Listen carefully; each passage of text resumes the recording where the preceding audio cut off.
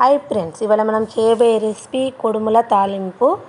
చాలా ఈజీ పద్ధతిలో తయారు చేస్తున్నాము. దీనికి కావాల్సిన స్టవ్ ఆన్ చేసి ప్యాన్ పెట్టుకోవాలి. ప్యాన్ కాగాక 2 స్పూన్స్ ఆయిల్ అనేది వేసుకోవాలి. ఆయిల్ కాగాక మనము పోపు దినుసులు, జీలకర్ర, ఆవాలు వేసుకోవాలి. దీనికి ఒక ఆనియన్ అనేది మనం చిన్నగా కట్ చేసుకోవాలి. ఒక 1/2 కప్పు శనగపిండి పడుతుంది. ఆనియన్స్ వేసుకున్న తర్వాత ఒకసారి పచ్చివాసన వరకు వేయించుకోవాలి. వేయించుకొని కొంచెం అల్లం వెల్లిపాయ పేస్ట్ వేసుకొని ఒకసారి మనం ఆనియన్స్ అనేది బాగా కలుపుకోవాలి. కలుపుకున్న తర్వాత మనకి ఆనియన్స్ అనేది వేగాక ఒక గ్లాస్ వాటర్ పోసుకోవాలి. ఒక గ్లాస్ వాటర్ పోసుకొని దీనికి తగినంత కారము, ఉప్పు వేసుకోవాలి. చిటికెడు పసుపు వేసుకోవాలి.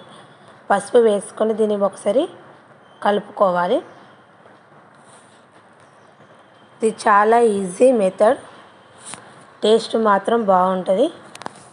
ఒకసారి మీరు ట్రై చేసి చూడండి.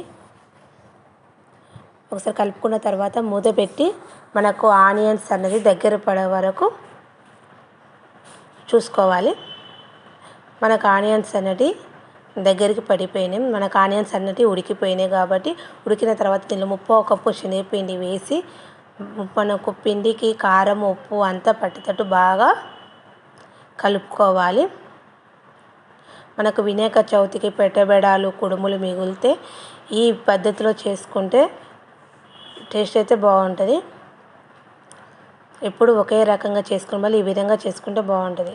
ఒకసారి కలుపుకున్న తర్వాత మనము మూత పెట్టి ఒక 2 మినిట్స్ ఉంచిన తర్వాత మళ్ళీ మూత వేసి కలుపుకోవాలి. తర్వాత మనము చిన్నగా కట్ చేసుకున్న కుడుములను వేసుకోవాలి. వేసుకొని మనము కుడుములకు మొత్తం మనము కలుపుకున్న పిండిని, మనం తయారు చేసుకున్న పిండిని కలిసేటట్టు కలుపుకోవాలి. ఒక 5 మినిట్స్ కలుపుకోవాలి. కలుపుకున్న తర్వాత మూత పెట్టి ఒక 2 మినిట్స్ తర్వాత మూత తీసి మళ్ళీ ఒకసారి బాగా కలుపుకోవాలి. మనకు కుడుములకు అనేది మనం తయారు చేసుకున్న పిండి పట్టాలి కాబట్టి కొంచెం టైం పడుతుంది. దీనికి ఒక 5 మినిట్స్ 10 మినిట్స్ పడుతుంది. ఈ విధంగా మొత్తం కలిసేటట్టు బాగా కలుపుకోవాలి. సిమ్లో పెట్టుకొని బాగా కలుపుకోవాలి. కలుపుకుంటే మనకు కుడుములకు మనం తయారు చేసుకునే పిండి కర్రీ అనేది పడుతుంది. ఎంతో టేస్టీ గల కుడుముల తాలింపు రెడీ. Bye friends.